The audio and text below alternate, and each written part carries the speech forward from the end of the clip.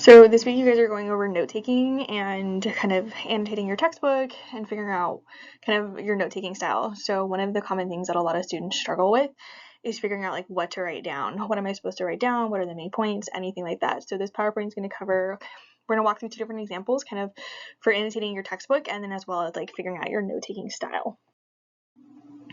So I kind of broke down the process for taking notes and kind of the step-by-step process for doing it. So it's reading your textbook, highlighting any important definitions and concepts, and then you can figure out the note-taking style for that particular notes that you want to make, defining your main topics, adding any details, and highlighting in your notes as well. So we're going to walk through every single step with this for our following examples. So example number 1. We're going to pretend that we're in a class and that our professor has given us this little thing to read, and we need to read it, we have to annotate it, and we have to make notes off of it. So they've assigned us this. So step number 1 is to read the section. So this section says, the Stark family lives in Winterfell and rules over the north.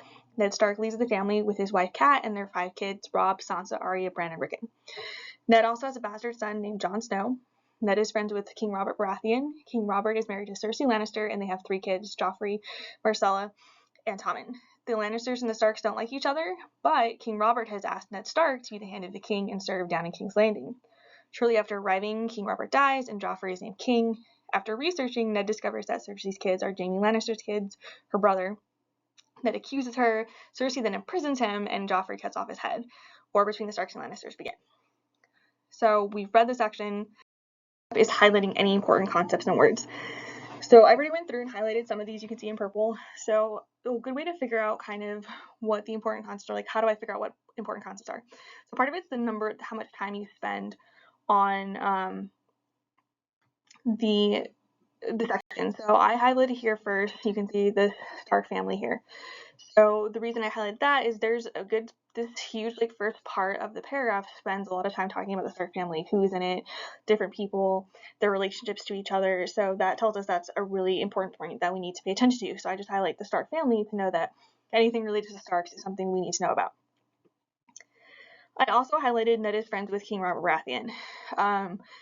This seems like a really important point, and it kind of transitions from the Starks down here to the Lannisters, and it seems like, later, like Robert asked Ned to later we talk about be the hands and kind of all the things that follow with that. So this also seems like an important point, like a starting point for everything that follows. I've also highlighted the Lannisters and the Starks don't like each other because, again, all the stuff down here deals with the 2 families not liking each other. So again, a big portion of this paragraph deals with the 2 discussing their conflicts. So that would be another indication that this is a really good point. We need to know all the things relating to this topic. The last part here, war between the Starks and Lannisters begins. This is kind of like the thesis of the entire paragraph, like everything that happened before leads to the war beginning. So that seems like a really good point that we need to understand later. I also recommend when you're reading your textbook to underline any definitions. Now in this section we don't have any definitions, so I haven't underlined any of that, obviously. Is talking about our note-taking. So we've read our textbook, we highlighted all our important points, and now we're going to worry about taking notes, writing them out. So basically that means you need to determine what your style of note-taking is. What works for you. I know a lot of places when you Google note-taking, people talk about Cornell, and that's great. If you enjoy Cornell, use that. But there's also outline, there's lists, there's mind maps, there's organized chaos, which my brother uses. Whatever it is, pick the one that works best for you. As long as your notes make sense to you, that's all that matters. Now, if you're taking your notes and you look back at them and nothing makes sense, maybe try a different style to make sure that they make sense to you. But it's what works best for you. So in this particular example, I'm going to use an outline format.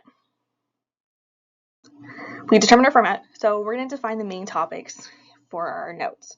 So over here, we spend a lot of time talking about the Starks. We talk about Ned's mentioned quite a bit. So we're going to say that the Stark family is one of our main topics. And you can see that sometimes the main topics for your notes are the same that you highlighted in your text. So we're going to use that as a main point. Now, we also spent a lot of time talking about the Lannister family. We talked a lot about different people. We talked about their conflicts. We talked about, friends and stuff like that. So we're also going to put the Lannister family as the main topic. Now, we didn't highlight it in our notes. We can go back and highlight it, or we can just leave it here. We talk a lot about like the links between the Lannisters and Starks, right? Like their conflicts with each other, who they're friends with, who they're not friends with. And King Robert seems to be the one that comes up a lot. So we're going to put King Robert as the main topic. And then this results in war, and we have the details of conflict. We're going to also put a conflict. I mean, like we spent a lot of time talking about the conflict. Now they don't like each other. So we're going to put that as our main conflict.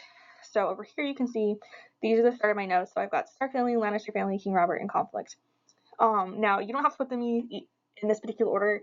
That's just the order I went in. It's whatever order makes sense to you. So now we're going to add details.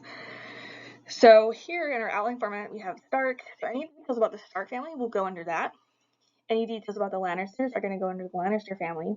And any details about King Robert will go under King Robert. And anything that details conflict or war will go under conflict. Now, some people say, well, what if you have details that could go under both? That's fine. Put them under both. Duplicate it. So where do we find all these details? We refer back to our text. So, and we can easily see, we have our main point, for example, as the Stark family. And so we can see here, okay, here, that's where to look. So we look for any details about the Stark family in this little area. Any details about the Lannisters and conflict in this area. We go through here, so for the Stark family, we found out that they live in Winterfell, they rule the North. I have all the family members listed, kind of what their relationship is to each other, right? Like Cat's his wife, here are the kids, and they don't like the Lannisters. They do the same thing with the Lannister family. We put all the names, the relationships to each other. And then for King Robert, we put they're friends with Ned, what he asked Ned to do, who he's married to, his status if he's dead. We remember that point from the book, or the text. The conflict here, we talk anything related to the conflict, right? So it started off with Ned discovering that Cersei's kids are actually Jaime's, not Robert's, accusing her. He got imprisoned, he's died, and more stuff. Now you'll see here an important thing with your notes is that your notes do not have to be grammatically correct. They don't have to be spelled correctly. As long as you understand them and it makes sense to you, that's perfectly fine. So you can see here, I use abbreviations and symbols, right? I use an arrow to show that they're in the north. I use the equal sign to show that, instead of writing out Ned is the father, I just write equals father, so I know that. You can turn words, right? I didn't write out with here, I just put an abbreviation. As long as you understand the abbreviations, you can make yourself a key if you want, or something you use all the time, that's totally fine. But just kind of condensing it so you can see we're not just rewriting the paragraph, we're making it more concise. But we can easily find things, right? So if I want to look for Lannister stuff, who's the Lannisters, I can see, okay, here's all the people here. Our next step is you can also highlight your notes, any important concepts in your notes. And you'll see that these concepts are the same ones that we highlighted in our text. So we highlighted the Stark family. We highlighted that they don't like each other, right? Don't like the Lannisters, don't like Starks. We highlighted that Robert is friends with Ned. We also highlighted conflicts. That way when we're scrolling through our notes, and we're looking about, oh, we need to find the conflict. That was a major point. We can easily find it and easily see it in our notes. Here are completed notes for this. You can see we've got all of our details. It's all organized and it's highlighted and it's pretty good to go. So we're going to use in our next example, we're going to say in this class, we're going to give these two different sections, and we're going to pretend we're reading a book called Magic in the Marvel Universe. So we've assigned this reading, we have to make notes out of this as well. So remember, our first step is to read the sections. So the first section is types of magic, and there are different kinds of magic in the Marvel Universe. Green witches get their power from nature and the earth. Divination witchcraft is the ability to read people. Some people can glimpse the future. Protection witches are experts at protection spells. Potion witches can create all kinds of potions for curing ailments. Spirit witches can commune with the dead. There's another rare type of magic called chaos magic. Chaos magic users can alter reality and, in some instances, create life. There are also other types of magic in the universe, such as used by Loki and Doctor Strange, but that will be discussed later. Witches. Witches in the Marvel Universe can cast spells, create sigils, and more. Spells can either be recited out loud or cast through hand movements. Spells cast through hand movements appear as light energy. One of the most famous witches is the Scarlet Witch. She's considered the most powerful witch and uses chaos magic. She has a son, Wiccan. Wiccan is also a witch, although his type of magic is a little unclear. Agatha Harkness is another witch that often is at odds with other witches. Agatha has worked and fought both the Scarlet Witch and Wiccan. Agatha is a spirit witch and draws some of her power from the Darkhold. So we've read our section. Our next step, remember, was highlighting. So in this example, I've got both main points, and we do also have some definitions in this section. So what I would recommend when you're going through is you have two different colors.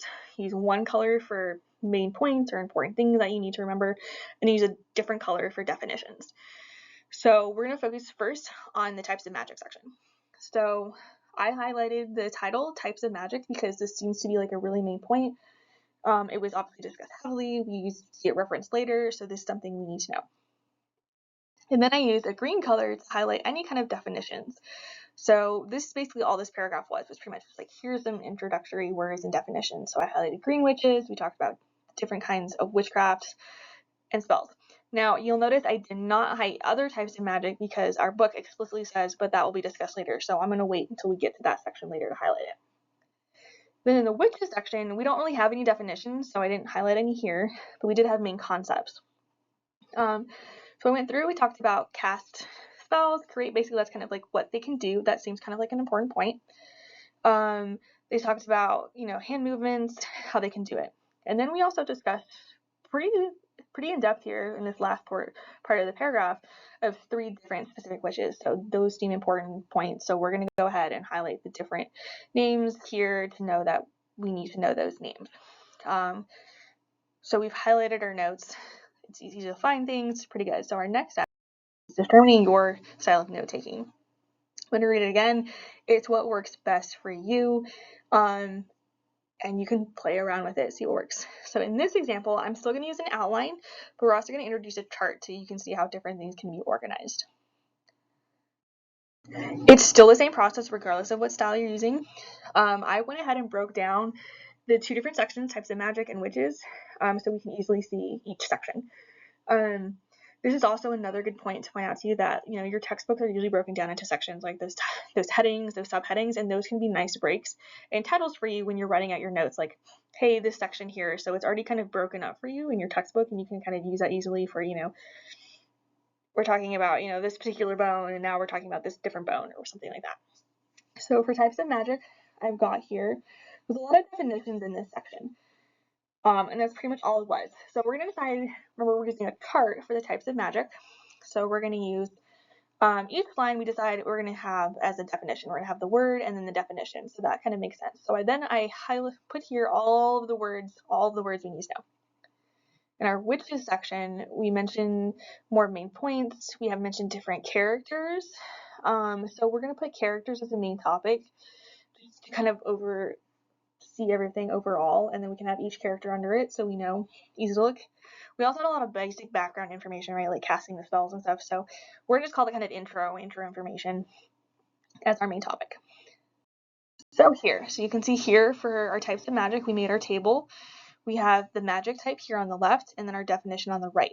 So you can see I wrote down all of these. Remember, those are the ones we highlighted as well, and then all of our details are going to go here. So those are our definitions for details. And then on the right here for our magic users, or witches, sorry. I went ahead and put intro at the top because to me it makes sense to have the intro first and then put characters, but again, this is totally up to you, whatever makes sense. So I'm going to put intro, and then I'm going to put any details that relate about the backgrounds, any intro information I'm going to put there. And then I put characters here, and then I have the Scarlet Witch, Wiccan, and Agatha Harkness. So any details relating to Scarlet Witch will go here, Wiccan will go here, and Agatha Harkness will go here. Excuse me. So you can see we've got it set up, ready to go. So again, where do we get our details? From the text. So we can quickly look and see, like, hey, we want to know what the definition is for potions, which is right here. We highlighted potions, which is they can create all kinds of potions. So that's that. We can find any information about all of our other intro information and details about the characters here. Go back to our notes. So for our types of magic here, you can see we wrote all of our definitions right here. And you can see we don't need to write incomplete sentences. You can just abbreviate, put a simple thing, right? So like for green, we just put power from nature / earth. Protection spell is just protection spells. Spirit, talk with the dead. So you can see we just enough that we understand what the word means, but again, we don't have to write huge long paragraphs of it. And for over here, we put in, the casting of spells, the hand movements, and the light energy details here because that was all intro information. We've got Scarlet Witch, any information for here, she's famous, who her son is, got Wiccan, who his mom is, and then we have Agatha Harkness's details down here. And same thing, we're using symbols here, and just, we're not writing everything out word for word, we're just kind of the brief points and details. So again, we can also highlight things as well. So I'm going to start actually here on the right with the witches part. So you can see we went and highlighted important concepts. So we highlighted the casting spells part, the hand movement and light energy, because we had highlighted those in our notes as a main concept. Now, sometimes highlighting can get a little too busy, and it looks more like an art project rather than like a quick way to like look at something in your notes. So if you feel you don't need to highlight it, that's perfectly fine. So over here, for example, and I know in our textbook we highlighted, you know, the Scarlet Witch, Wiccan, and Agatha Harkness, but that almost looks a little too busy and almost like everything is highlighted in our notes here, so we're not going to highlight those. Now, you could highlight characters if you wanted, and same thing for our definitions. Although we highlighted them in our notes, we're not going to highlight our words here because we would essentially be highlighting like half of our chart, and that just really doesn't make sense because our chart basically says here's what's important already. So these are our completed notes. We've written them all out. We've added the details, highlighted everything. So we're good to go. So hopefully, if you're struggling with note taking or you're confused about it for a class, hopefully you can follow this process of like reading your book, highlighting the important notes, determining the note taking style, coming up with main points, adding your details, highlighting in your notes as well. That hopefully that process will help you with taking your notes and excuse me, sorry, making you feel more comfortable taking notes in class. And part of it too, just remember, is a lot of trial and error. So sometimes it's just trying something out that doesn't work and then just kind of editing it a little bit or trying something new, something a little bit different, just to kind of see what works. So hopefully this helped, and we'll see you guys next week.